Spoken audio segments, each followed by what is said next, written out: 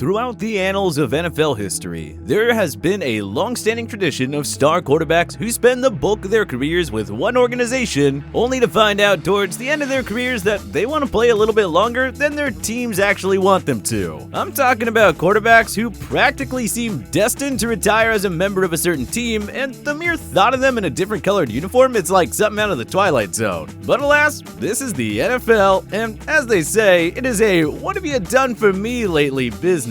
And sometimes, well, it doesn't even matter how much a guy has done for them lately, as the organization has already started grooming his successor. Cough, cough, I'm looking at you, Green Bay Packers. As a result, the late career departures can get rather awkward. You're still here. It's over. Go home. But no one is immune to them. We've seen it with two of the greatest players to ever play the position, Joe Montana and Tom Brady.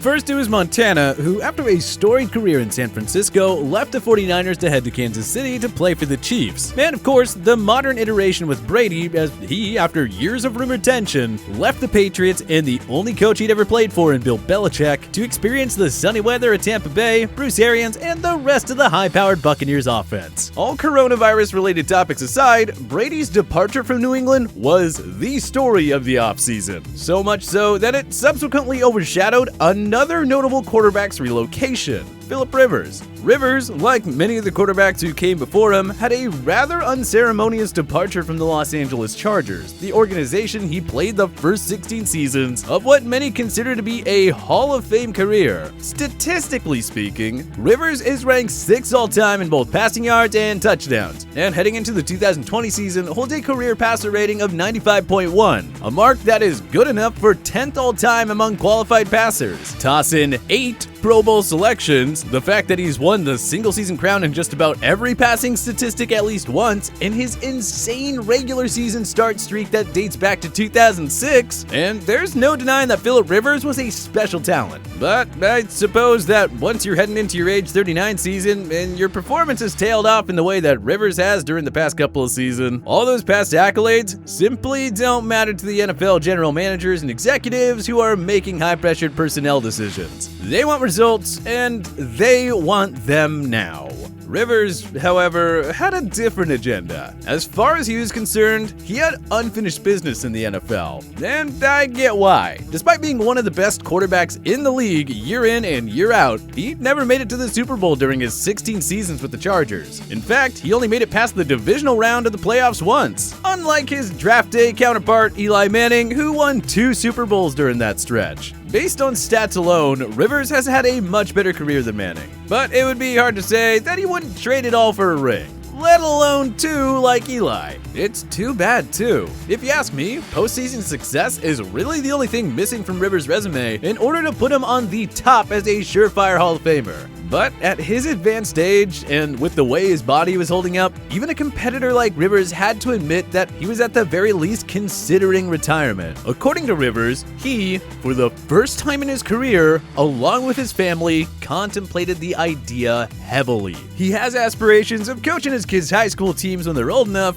but he explained he figured he might as well let his representation put some feelers out there and see what happened, saying, "It was one of those deals where we said, well, shoot, if there's nothing else out there, that will be our answer. We kind of said whatever God wants. If there's nothing out there, I just don't want to hang on to play. But if nothing's out there, shoot, we'll start coaching." And as luck would have it, there was something out there. And that something was Frank Reich in the Indianapolis Colts. Indy came calling with an offer that Rivers could not say no to. A 1-year deal worth $25 million, and it only came with the opportunity to play behind one of the best defensive lines in football while giving him one last chance for glory. He just couldn't say no. The coaching career was gonna have to wait. It's not a tremendous shock to see someone take a chance on Rivers. We have seen rejuvenated performances out of aging quarterbacks in new cities before, like Brett Favre with the Vikings and Peyton Manning in Denver. And the stars just sort of aligned for it to be Indianapolis. I mean, I know that it feels like half the league needs a quarterback, but when you consider the fact that the Colts, in particular, were sent reeling at the position when their franchise quarterback, Andrew Luck, who is coming off of a a phenomenal bounce-back campaign in 2018, suddenly retired before the 2019 season kicked off. The pairing looks like a match made in heaven. Rivers also had some pre-existing ties to the organization, as Indianapolis head coach Frank Reich actually coached Rivers before. First in 2013 as Rivers quarterback coach when he won the NFL Comeback Player of the Year, completing just under 70% of his passes and throwing for 4,478 yards and 32 touchdowns. And then, in the following 2 seasons, Reich was Rivers' offensive coordinator, guiding him to consecutive 4,300-yard-plus seasons and an average of 30 touchdowns a year. The two not only have familiarity, but a proven track record, so why not roll the dice on a one-year fling in Indianapolis? Reich has shown the ability to make the seemingly impossible happen. After all, as the offensive coordinator in Philadelphia during their Super Bowl winning 2017 campaign, he coached up Nick Foles to the point that he ran for 41 points on Bill Belichick and the New England Patriots during his Super Bowl MVP performance. He's been successful since taking over as head coach in Indy back in 2018 too. He didn't quite claim Super Bowl glory like he did in Philly with Foles, but Reich did help Andrew Luck back from the brink of retirement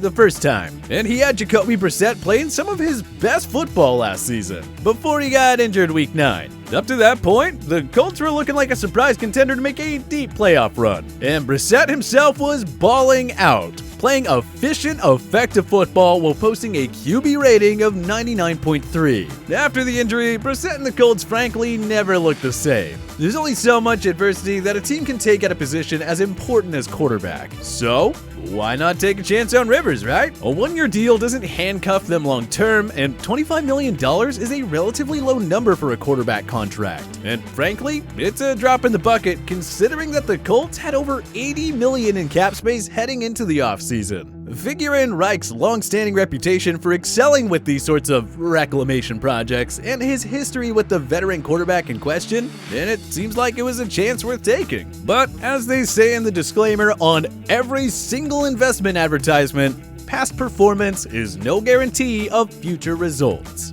And there is a chance that the decision to bring Rivers into the fold in Indy will go disastrously. Because while his numbers from 2019 were not great, if you watch the tapes, it was even worse. He looked like he lost a ton of arm strength compared to the gunslinging Phil Rivers of old. But instead of dialing back his aggressiveness, he pretty much doubled down on the recklessness. 20 is an interception total that you would expect from a rookie, not a seasoned vet. And it wasn't like he was capitalizing offensively from all that additional risk-taking. As that under move, Rivers steps up to the end zone.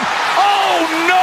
4th interception thrown by Rivers. His 3.9% touchdown rate was the lowest of his career, and his passer rating dropped from 105.5 in 2018, which was 5th best among qualified starting quarterbacks, to 88.5, a mere 17th in the entire NFL. Brissett, on the other hand, had a quality season in 2019, especially considering his experience. Before his knee sprain completely threw him off kilter, he was one of the most efficient quarterbacks in the league last year. He was averaging just 0.4 interceptions per game and consistently giving his team a chance to win. Rivers, while exciting because of his resume, brings a whole new element of risk into the equation to a team that is ready to win, especially with the addition of rookie running back Jonathan Taylor and a continually improving defense. The last thing Indianapolis needs is too many of those costly Philip Rivers interceptions that he always seems to throw at the worst possible times. Especially when you take a look around the field and compare the group of weapons that Rivers will have to throw to compared to his bunch in Los Angeles last season.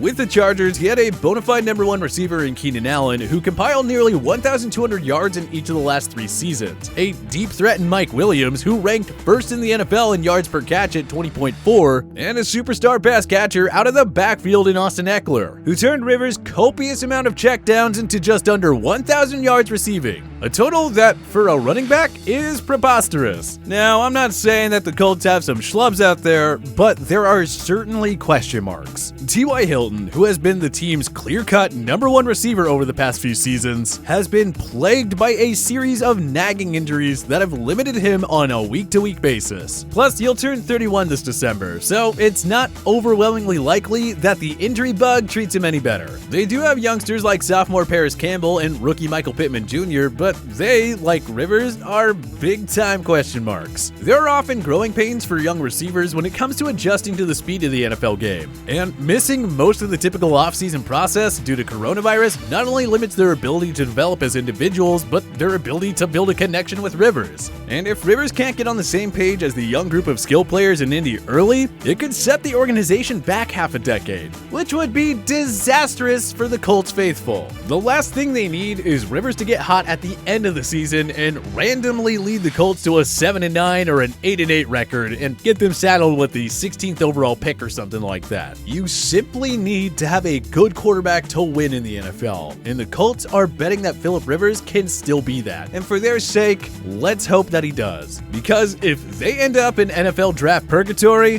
they're gonna end up wasting the prime of the talented young core that they have assembled. And they'll end up right back in the tailspin that Andrew Luck's retirement put them in, which, if you ask me, qualifies as an absolute disaster.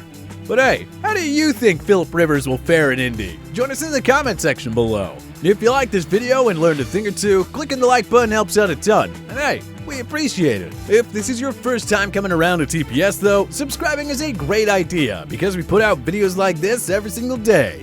But as always, thanks for watching, and we'll see you guys next time.